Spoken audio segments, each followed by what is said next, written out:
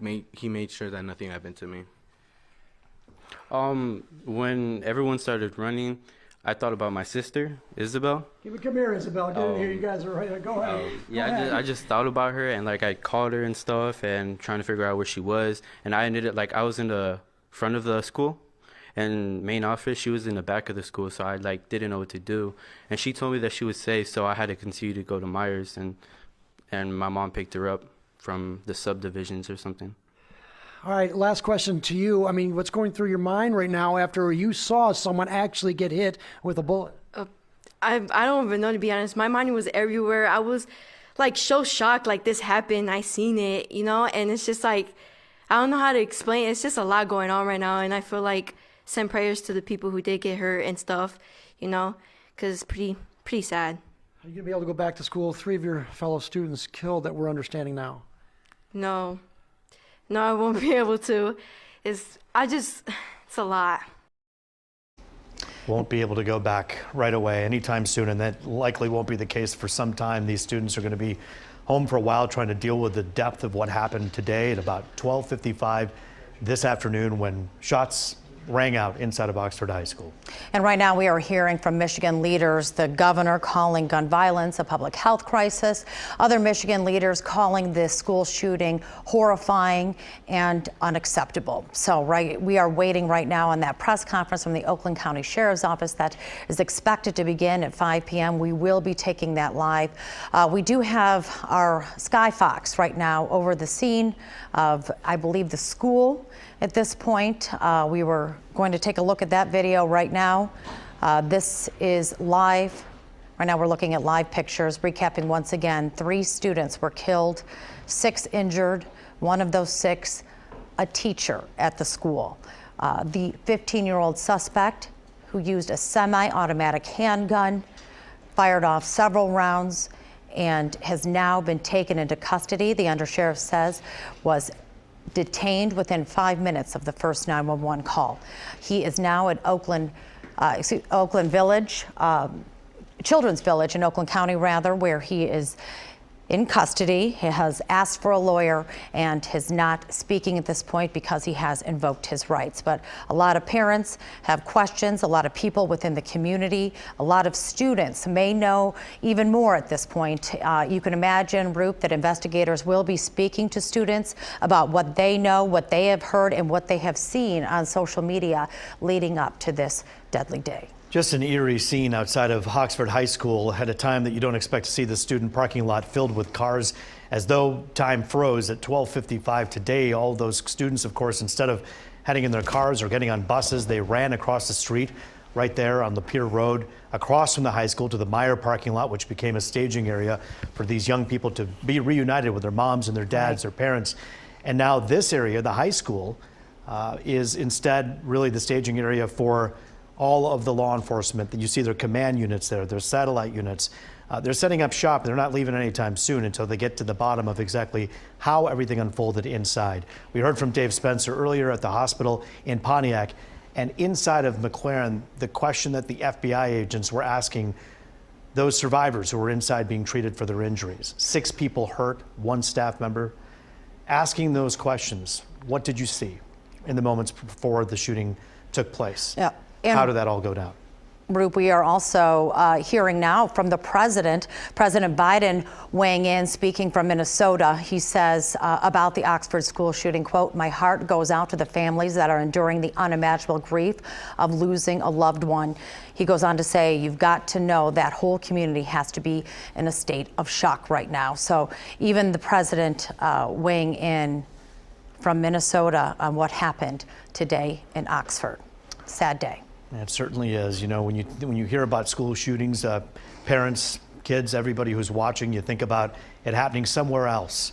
And sadly, this type of thing happens all the time. We know how often mass shootings happen in this country. And yes, as you mentioned earlier, Taryn, at schools in our country as well. But when it happens in your own backyard, and you see these command vehicles outside getting to the bottom of it, sheriff's deputies crawling through that school right now, trying to figure out exactly and piece together how everything went down the way it did. As you mentioned, the 15-year-old is in custody. When this first went down, we knew right away that there was one suspect in custody. There were questions Test. as to whether or not there were more.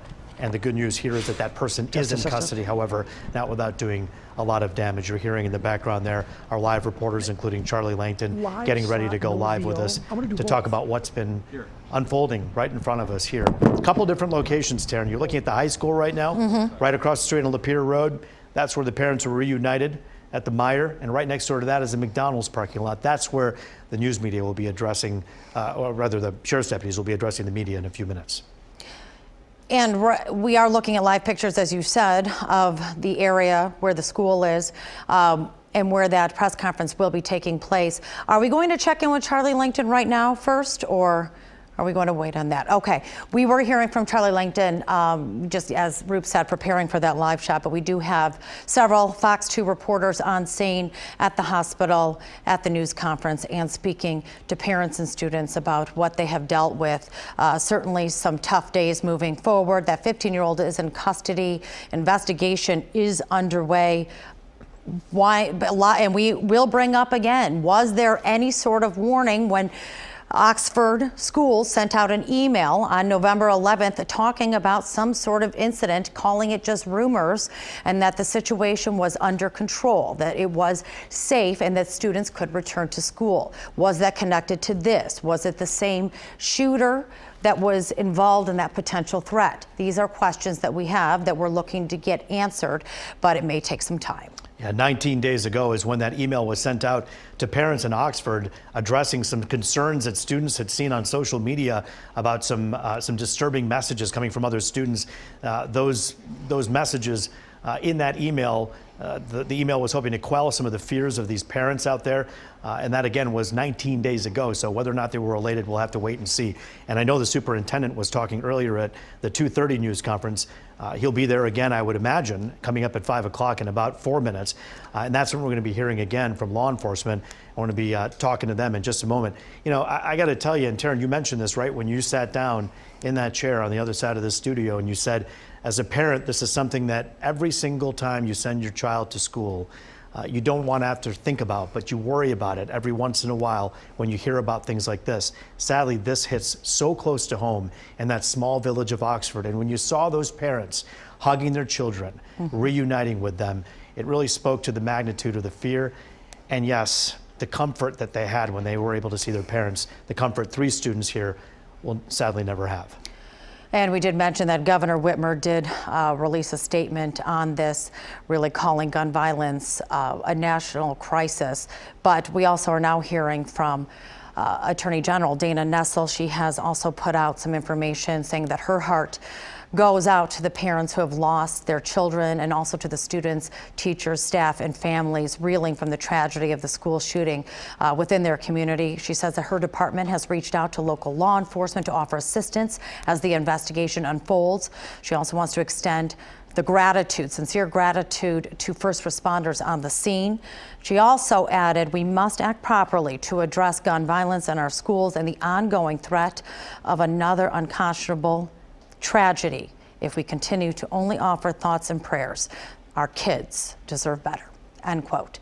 So this is what we are seeing and hearing moving forward. Several Michigan leaders weighing in, calling this unacceptable, that they are really working to address a situation with gun violence. It is unknown how this 15-year-old was able to get his hands on a semi-automatic handgun and was able to injure 6 people and kill 3 students. You know, there's a lot of people focusing on how often this happens, but really when it happens in your town like this, in our Metro Detroit area, you can't even help but remember the last time that something like this happened. But I remember years and years ago in the Flint community in Genesee County, Buell Elementary School was the scene of a 6-year-old who was shot by another student who had brought a gun to school. The question that rang true then, that rings through today, which is whether it's a 6-year-old or a 15-year-old, how did this person get a gun into the school?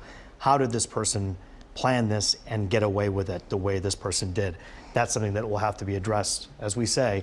In about a minute's time, we're going to be checking in with the Oakland County Sheriff's Department that will be holding another news conference. I know Hugh and Monica will be taking over our coverage here at 5 o'clock as well, but I think we want to go right to the news conference right now. All right.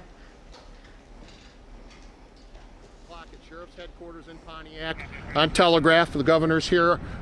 Chief Lyon, retired chief from Waterford, now worked for Rochester Hills Fire Department. Major Childs, Major Snary's here.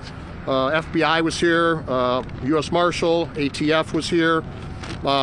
Just to tell you, some of the departments that have assisted us were the Southfield PD, Troy PD, Bloomfield Township PD, Michigan State Police, Oxford Village, FBI, U.S. Marshal, huge amount of fire departments, Lapeer County Sheriff's Office. So, as I told you earlier today, we had about 12:51. We had over 100 911 calls into our dispatch center of an active shooter at the Oxford High School, which is right across the way there. You've all seen it.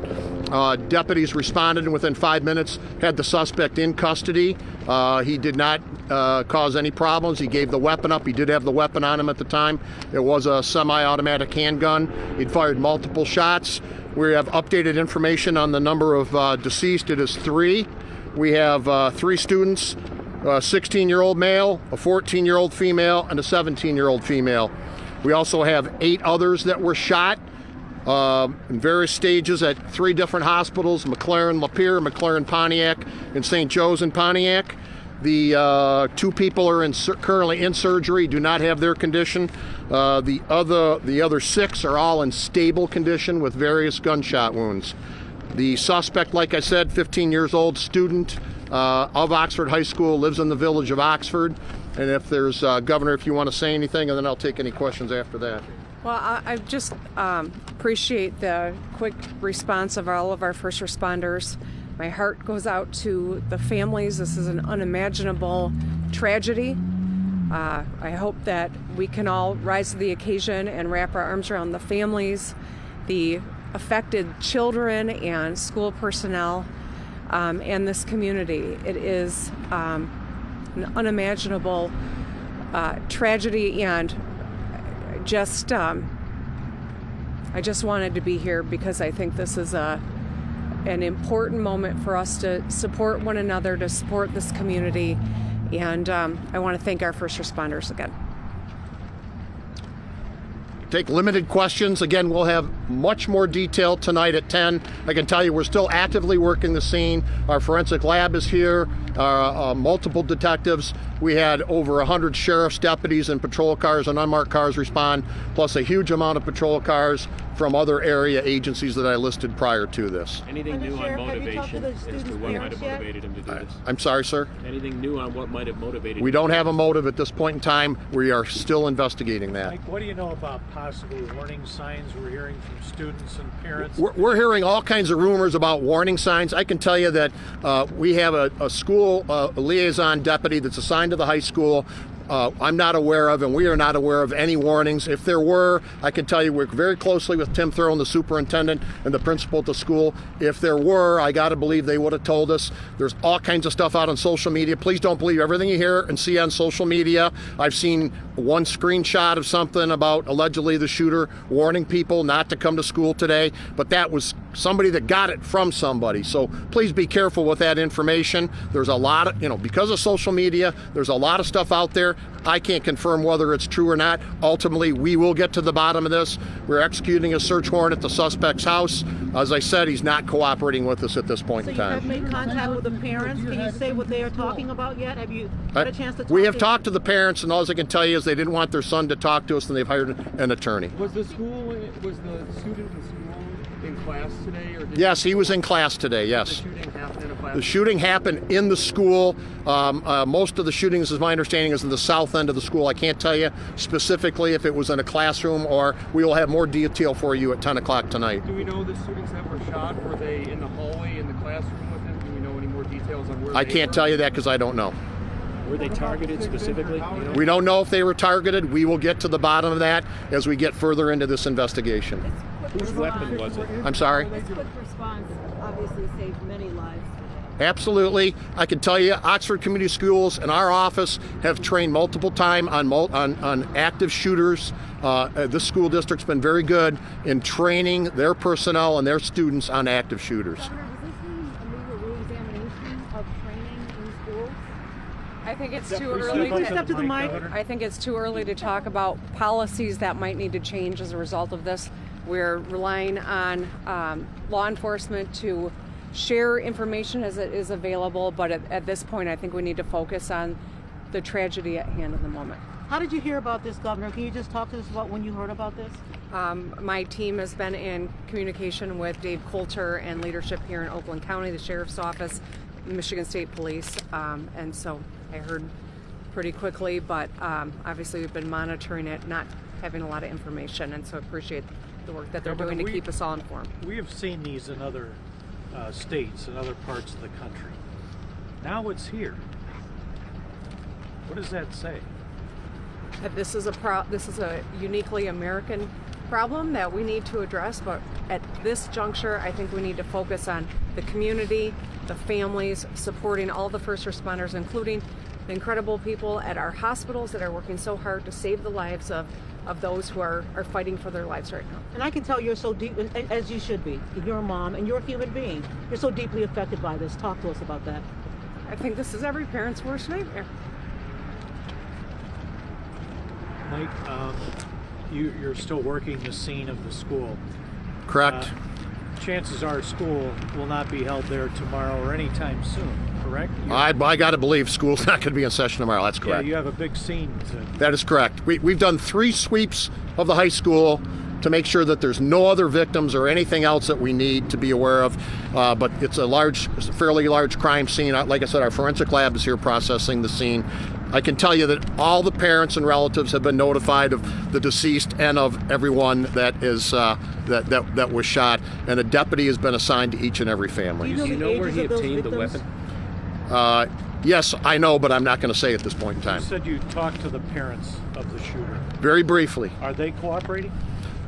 Well, in that they came and saw their son at our Oxford Township substation and then left. And said, and they told him not to speak to police? That's correct, which is his right. But that would also indicate not a willingness to cooperate at this time. Well, at this time, who knows what the future brings. He's in Pontiac now, is that correct? He's at Pontiac Children's Village. He's 15 years old, so he's lodged as a juvenile at this point in time. He could be charged as an adult. Again, that's totally up to the Oakland County Prosecutor's Office. How would you characterize the parents? Were they cooperative? You know, I taking any of your questions? I can't say I wasn't there. I can just tell you they came to the substation, they met with their son, they told us that they would not let him talk. We have to, in a juvenile, we have to get permission from the parents or the guardian of that juvenile in order to speak to them, and we did not get that. 2 letters sent home to parents this month regarding other threats. Any indication that they're tied together? No, there's no indication of that. I know a question came up earlier about a deer head incident. This is absolutely unrelated. That was a different incident, a different student. Any indication that this shooter was bullied in school? No indication at this point in time, but you know, it's ongoing, so I don't know. Do you know whether or not this is a student who had contact with discipline? I got 2 talking at once. Go ahead. What does the school do to make sure guns aren't getting in, and how might that have broken down? Well, we have a deputy assigned to the school full-time, obviously. Not all schools have metal detectors. They have one entrance. This school district has taken great care, in my opinion. I live here. I live about 1.5 miles from here. I can tell you, I know the superintendent personally. He has been very proactive in terms of trying to protect the school district. So I think they've done everything they can. Should every school and every building have metal detectors? You know, it's very expensive, but I can't answer that question. I don't know. Was the deputy on duty the one who actually... Hang on, you go next. How much ammunition did he have on him? He fired multiple shots, somewhere in the area of 15 to 20 at this point in time. Undersheriff, do you know whether or not this is a student who had contact with discipline in the past with this school system? I don't know that. Undersheriff, was it a ghost gun? What, a ghost gun? A gun that was No. made, No. unregistered? No, I can tell you it was not. Was it firearm that he legally had? I can't say. I can just tell you it's not a ghost gun. Was it within the family? Family member? I'm not going to get into that at this point in time. Was the deputy assigned to the school the one who apprehended The him? deputy and another deputy who also responded were the ones that took him into custody. And you said that was all within 5 minutes. My information is from the time the first call came in to the time he was taken into custody was 5 minutes, approximately 5 minutes. We had over 100 911 calls come into our 911 center. And having said that, can you characterize if they had not intervened within that 5 minutes, this could have been a lot worse and he could have kept shooting, perhaps? You know, I don't know if he ran out of bullets or not at this point in time, so I don't want to speculate.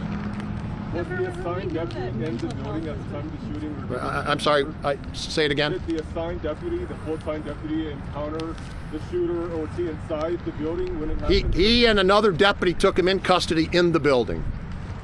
I'm sorry? Oh, what about the 6 that are injured? Howard, you got any updates on their I've just got the 2 are in surgery. We don't know their conditions. And 6 are in stable condition. There are a total of 11. 3 dead, 8 shot. 8 shot. Correct. Yeah, updated from the last time we were here. Correct.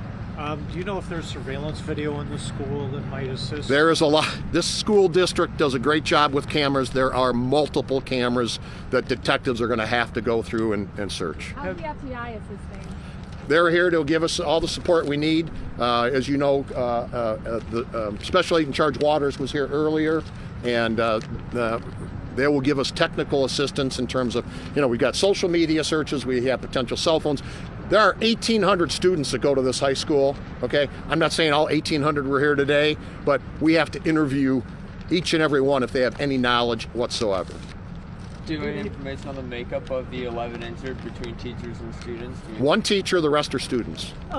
Under Sheriff, I assume that you're also looking for information from the public, anybody who's had contact with this young man or anybody. So why don't you make your plea to the public? But yeah, please, if anybody has any information, you can call the Sheriff's Dispatch Center at 248-858-4911. That's 248-858-4911. What kind of information are you looking for from the public? To Any information they may have. If they've heard, if they know anything at all about this young man or what was going to happen or what happened today, they can call us. To your knowledge, has this suspect had any prior run-ins with law enforcement? Not to my knowledge, no. Thanks, Under Sheriff. Thank you, Okay, sir. all right. We'll be 10 again, 10 o'clock. 10 o'clock here? No, at Sheriff's headquarters in Pontiac, 38 East, building 38 East, 1200 North Telegraph. It'll be a lot warmer because we'll be inside. So your first and last name again. Michael McCabe, MCCABE. You have been watching continuing live coverage of today's mass shooting at the Oxford High School. Oakland County Undersheriff Mike McCabe giving us the latest information and the latest developments in this. Right now, we do know that the alleged shooter, is a 15-year-old student. He is in custody. We are told he has lawyered up, and investigators still trying to sort out what happened today. We have live team coverage right now, starting with Fox News' Jessica Dupnack. Jessica, what can you tell us so far? Good evening. We just heard from Oakland County Undersheriff Mike McCabe and some new information. We now know a total of 11 people, 10 students, 1 teacher have been shot, 3 are fatal. The other 8 are in the hospital, 2 of those in surgery right now. That is new information updated since the last time we spoke with the Undersheriff. Now, we do know that the 15-year-old sophomore, a male student at Oxford High School, was in school today when he brought that handgun with several magazines and opened fire, 15 to 20 or so shots. It was about a 5-minute situation before deputies were able to arrest him and take him into custody. He is not cooperating, even up until now, being held at a juvenile detention facility in Pontiac right now. He has obtained a lawyer hired by his parents. His parents are somewhat cooperating. They have seen their son, and that was about it. Undersheriff Mike McCabe, who led the press conference, said he spoke with those parents. There wasn't much to say at that point. Where things stand right now, we'll be getting another update from the Oakland County Sheriff's Department around 10 o'clock today, where we'll hear this evening in Pontiac at their facility to hopefully get even more information. They did one final sweep of the school. The school is cleared out at this point. The Undersheriff says it will likely be several days before school is back in session. Now, they are getting assistance from the FBI in this investigation, and that will be to do interviews with the 1,800 or so students that may have knowledge of this situation. And you have to imagine there are security cameras to go through, all kinds of social media traffic and videos to go through as well. So this is a lengthy, time-consuming investigation, and there'll be a lot of help from the feds on this one. Now, we talked quite a bit throughout the afternoon about any warning signs, potential that maybe there were warning signs that this was going to happen. Now, there were 2 letters sent home to parents in November. The first on November 4th regarding a graffiti incident at the school, and then another about some potential threats on social media. At this point, investigators say those situations are not related, but I do caution very early in this investigation, there is a lot of evidence to go through before they make any determination as to if there was anything that signified that this was going to happen.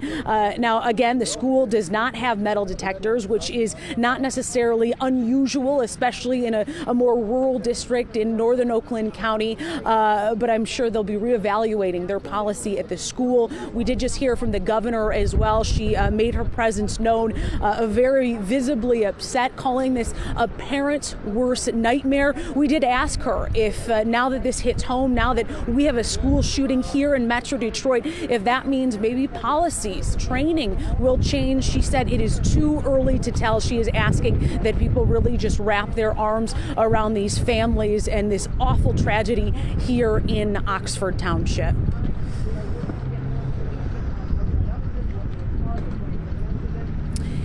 We're going to toss over to Dina right now, who has been here along with me, one of the first out here, and she was able to catch some of the interactions of parents reuniting with their children. Some 1,800 students go to this school. Dina, tell us what you were able to find out today. Yeah, Jessica, so as you look behind me, this mire is now very quiet. It is still closed.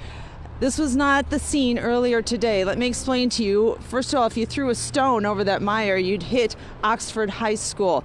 So when the gunman was apprehended and students had to get out of that school and go someplace safe, it made sense that those who didn't have a vehicle were told to walk here to this mire.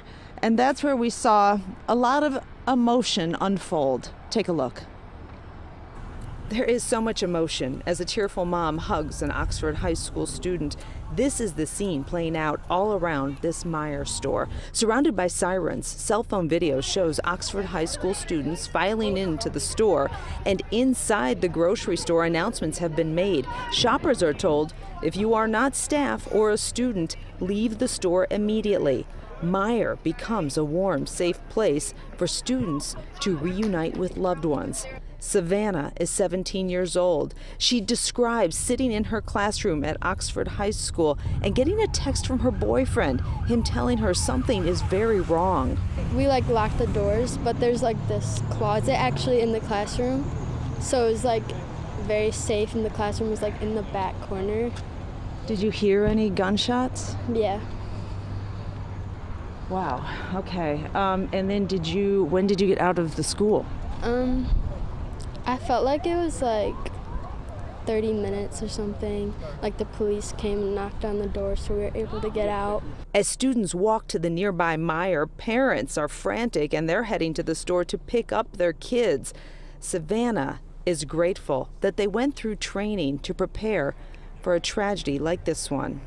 Did you guys have training as far as what to do in the situation? Mm-hmm. So do you feel like that helped you a little bit? Yes, it did. Everyone was very serious. A lot of teachers think that we're not going to be serious, but it was, everyone was good. Do. Yeah. Oh, thank goodness. Mm-hmm. Yeah, thank goodness. Guys, when I arrived here early in the afternoon, the police were everywhere and they said, are you here to pick up a student? So they were being very careful to try and get parents in here to pick up their kids in a safe way. It was mayhem. But we saw in so many cases parents so relieved, parents, loved ones, siblings so relieved to be here. A difficult day for students, other students who will get up and go to school tomorrow, for parents who will say goodbye and put their kids on school buses tomorrow or wave goodbye to them. A difficult day for our community. Dina, that is so true. So many tears, so much sadness there, and so much more to unravel as the investigation continues. Dina, Jessica, we thank you for those live reports. Also tonight, an Oxford church is planning a vigil to mourn the loss of the 3 students who were killed. Fox 2's Charlie Langton joins us live tonight from Lake Point Community Church with more. And Charlie, so much heartache tonight.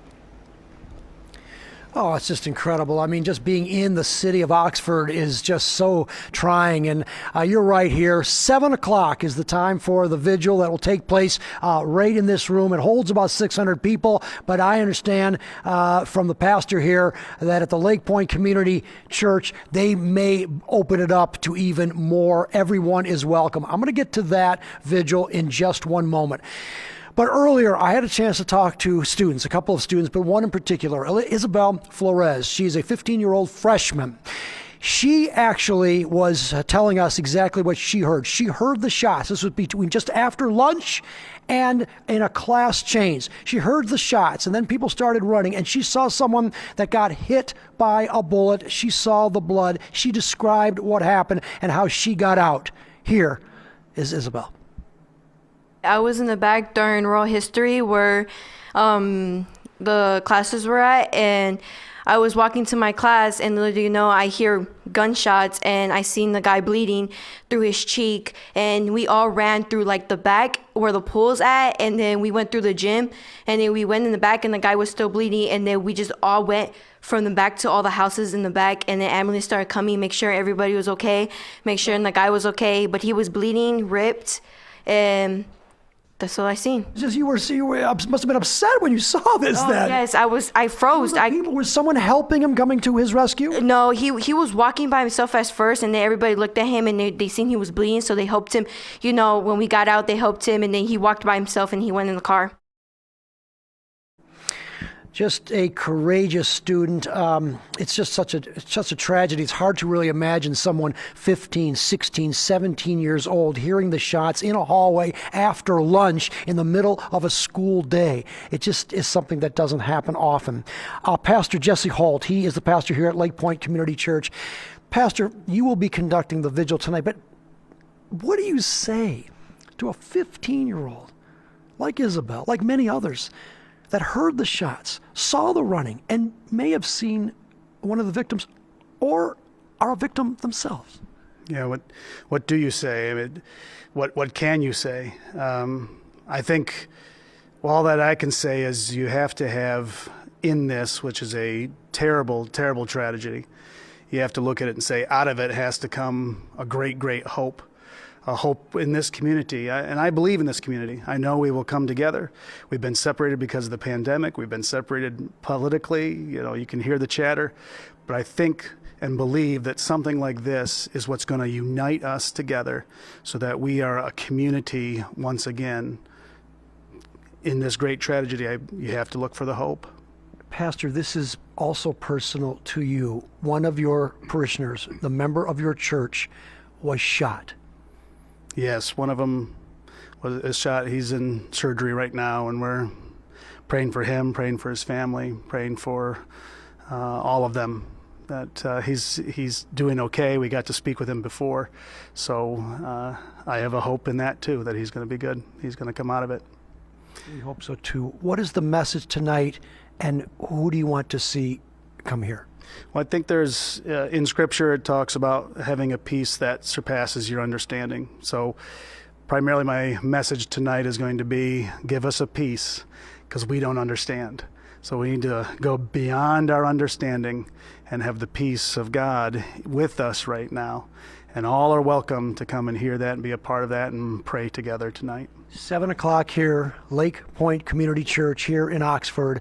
Everyone is welcome. And we'll wait for your message. Thank you, Pastor. All the best. Thank you. Thank you. Thank you for having me. All right. Well, you heard it here again. 7 o'clock here. Welcome. Everyone can be here. Again, talking to the students, not talking to the pastor. It's an emotional day. There's no question about it. But somehow something positive is going to have to come out of here.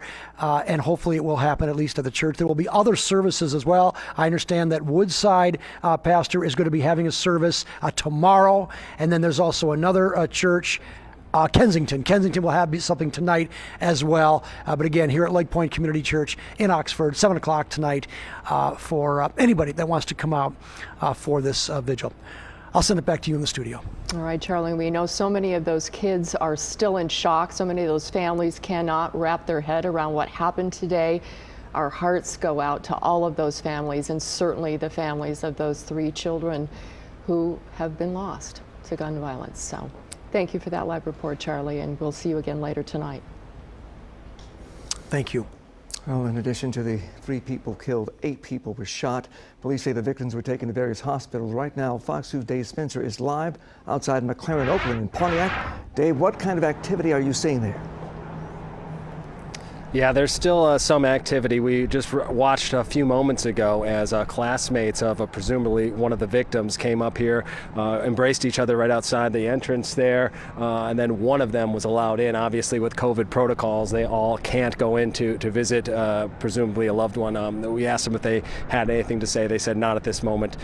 They just wanted some time to grieve. But as you mentioned, a total of 11 people were shot. 3 of them, all teenagers, all students at Oxford High School, did not make it. The 8 others were sent to 3 area hospitals, one of them being McLaren here in Pontiac, the other being McLaren in Lapeer, and then St. Joe's in Pontiac. We were told that 2 of them are in surgery. 2 of the 8 are in surgery. Their condition is unknown. The others, the 6 others, are in stable condition. We are also told that a deputy has been assigned to each and every one of the victims. All the family members have been notified of their injuries. There are 2 deputy SUV from the Oakland County Sheriff's Office parked outside McLaren, so you can assume at least 1 patient is here, possibly 2. We also watched moments ago as the FBI, who we know is involved in the investigation, walked out of the entrance, got in a car. They most likely were up there trying to glean whatever information they could from one of the patients. Other than that, we're still waiting for any other condition updates. Again, 2 people in surgery. Their conditions are unknown. Stable for the other 6. 3 area hospitals all treating them. You heard about the massive response and how they were able to get there in 5 minutes and how there were over 100 calls to 911. You saw all the police, all the firefighters, all the EMS. You saw 2 medical helicopters there on scene to try and treat these patients and get them as help as soon as possible. We know that of the 8, 1 of them is an adult. The others are all students, and we're all obviously praying for a swift recovery for everybody that's injured, and our thoughts and our prayers go out to those who didn't make it tonight. Hopefully more information will come out as we continue to monitor the situation outside the hospital here in Pontiac. But I'll send it back to you in the studio. Well, Dave, I know it's early, but I understand that police have already tried to speak to the alleged shooter's parents. Do we know that anybody who is in the hospital right now, who may not be in surgery, who may have been wounded but not seriously, has been able to talk to investigators about what they saw, about what happened? Yeah, we don't know that for a fact, but we did watch the FBI agent go in and then take off, and maybe they got the information they were looking for, maybe not. There's no way to tell a little soon in the investigation, but we do know that they were at least here and made some attempt to get new information about what that person may or may not have seen inside the school. You heard him mention all the camera angles that they'll pour over to kind of get a better picture of what's going on, and hopefully the people that are in stable condition can provide investigators an accurate picture of just what took place around 1 o'clock this afternoon inside the halls of Oxford High School. All right, Dave, thank you for that live report. We continue to hear from parents, many who rushed to the school or the nearby Myers store to reach their children. We also caught up with one mom who said her son asked to stay home today, and she thankfully told him he could. My son stayed home. He just didn't want to go today, actually, because the other students didn't want to go that he goes to school with. So he was like, Mom, nobody is answering. Nobody seemed to go to school today. I just want to do online today. And I let him take that initiative for today, and I'm glad that I did. I'm not sending him back to this school. This is ridiculous. There's too much going on too fast. Things are constantly happening, and I can't. All these kids, I mean, they're not bad kids, but safety is the first and foremost. Safety needs to be done for all these kids, even the staff. The shooting at Oxford High saw a massive response from the Oakland County Sheriff's Department, police, and other first responders. Fox 2's Brandon Hudson joins us live now with more on that response. Brandon. Yeah, so we've been on the ground within walking distance of Oxford High School for the better part of 3 hours. Since about 2:30, the police presence has been scaled back quite a bit. I see a couple sheriff deputies in one direction on North Oxford, and then there are several others right by the entrance of the school, several hundred yards back. Now, aside from hearing the chopper above us, it has been pretty quiet out here for the better part of an hour. We did see a bomb squad truck from Michigan State Police and Salvation Army truck drive by us probably within the last 15 minutes. But this has been a difficult day for a lot of first responders because some of them do have connections to the people here at Oxford High School and in this Oxford community. And you got to think they also train for these kind of situations just about every year. So during our downtime, we had a chance to catch up with Macomb County Sheriff Anthony Wickersham, who has been watching this unfold in real time like many of us. He gave us some insight on how these active shooter trainings prepare these officers for the unthinkable. The dispatch center is going to get flooded. Those dispatchers are going to be asking a lot of questions to get good information so they could put that back out to responding deputies or responding officers. So there's going to be a lot of communication and getting good factual information where the individual, the shooter is. Once they establish that location, then they have to relay that to the responding deputies. And again, I don't know all the facts yet in the Oakland County one, and I don't want to comment on any aspect of it, but I believe there was a school resource officer in there. So I know from my organization, we train every road patrol deputy on the active shooter and the proper responses. The SWAT team, they're going to come in later. We're hoping that we have individuals that are on the team that are working in the area that could respond with that tactical advantage. But in this type of situation, the individuals that are going to be responding are going to be our regular patrol deputies that, maybe 5 minutes earlier we're taking a larceny from an automobile, and now they're speeding to get to the high school because there's a shooting in progress. Yeah, so you just heard Sheriff Wickersham give a rundown of how these active shooter trainings help his officers, help a lot of these officers in these Metro Detroit communities prepare for situations like we saw today, from the dispatchers getting the emergency calls to the officers going into, in this case, it was the high school to figure out what's going on and try to help people out and get them out of danger safely. Now, even though the shooting is over, Sheriff Wickersham says that the investigation is far from over. It's just beginning.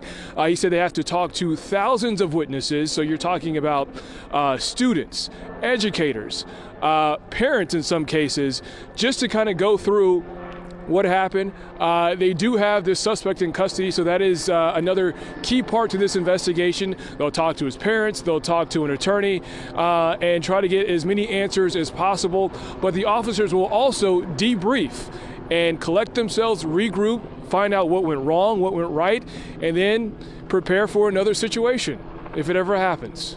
Let's go back to you in the studio. All right, thank you, Brandon. Once again, 3 students shot and killed today at Oxford High School, 8 other people wounded, 2 people currently in surgery, and the shooter, that 15-year-old student, was taken into custody. Fox 2's Jessica Dudnak joins us again live with the latest on the investigation. Jessica. Hi, guys. I'm standing here with Under Sheriff Mike McCabe, 44 years of law enforcement experience behind you. Where does today rank? Oh, it's at the top of the list, no doubt about it. And why do you say that? Just the scope, the tragedy? Scope, tragedy. It's one of those things where I actually live here about a mile away from here, and you never think it's going to happen in your community. Just say, no way, you don't believe it, and then it does. So it's shocking. It's unbelievable. When you talk about the crime scene, and I know you can't give too much away, but how widespread is it? What are we looking at in terms of evidence collection and all of that? Well, it's very large in that, he had 5 minutes to do what he was doing until we took him into custody. And you can do a lot of damage over a large period or a large area in 5 minutes, obviously. So our forensic lab's still here. Detectives are still here. We've got a lot of work ahead of us, and this is going to take days to put things together. I know it's still early, but you talk about charges. He's a juvenile. What are we looking at as a timeline in terms of charges? It'll be at least a couple days. I mean, we have up to 72 hours to get charges. So we'll take the full 72 before we go to the prosecutor's office because we want to put everything together. I mean, it could be a little sooner than that, but he's 15 years old, so he's a juvenile. Prosecutor's office can have to make a decision whether to charge him as a juvenile or an adult. The victims in this situation, your investigators obviously in touch with the families. Any indication of how they're holding up? A silly question. Not well, not holding up well, especially the 3 that are deceased. We have 8 others that were shot. 2 of those are in surgery. 6 are in stable condition at 3 different hospitals. You've seen this kind of tragedy over many decades of your career. How does this affect a community? It'll affect the community for probably 100 years. This is not something that, it's not a club you want to belong to. It'll be sort of like the Edmund Fitzgerald, it'll be recounted time and time again as years go on. Anything else that you want folks to know in the community just about this tragedy? Anything they can do beyond, thoughts and prayers? That's a very supportive community. Like I said, I've lived out here for over 20 years. It's a great community to live in. It's a great school district. We've trained with the school district multiple times. The superintendent here, Tim Throne, I know personally, has done a great job. They brought in a school resource deputy when many couldn't afford it. We've had canine sweeps in here. They've done everything they can do. There's just some things you can't prevent. You and the Sheriff Bouchard, you guys host active shooter drills for the community. I know It's something that is important to your cause. How do you prevent something like this? Again, it's certain things you can prepare for, but you cannot always prevent. The sheriff will talk about that tonight at 10 o'clock when we have the last briefing at 10 o'clock tonight. Thank you, sir. I know you're busy. Okay. We'll let you get back to things. Thank you again, Thank you. sir. Have a good night. Again, that was Under Sheriff Mike McCabe with the Oakland County Sheriff's Office. They are the lead investigators out here. Obviously, a very busy day. They've had support from local agencies all the way up to the feds who will continue to assist in this investigation. As I said earlier, you're talking about 1,800 students that need to be interviewed, surveillance videos, social media traffic. There is a huge investigation ahead of them, and also answering some of those questions that we want to know, that, of course, parents want to know. Were there any indicators here that this was coming? We know that letters were sent home to students earlier, or to parents earlier this month at Oxford High School of separate threats. Now, the undersheriff not ready to make a link, saying that it's unclear if those threats are related to what happened here today. But again, all part of that lengthy investigation that's going to be weeks, months, maybe even a year ahead. Well, Jessica, a tough and difficult day for everyone in that community and for all of us here in the state of Michigan. We thank you for that live report.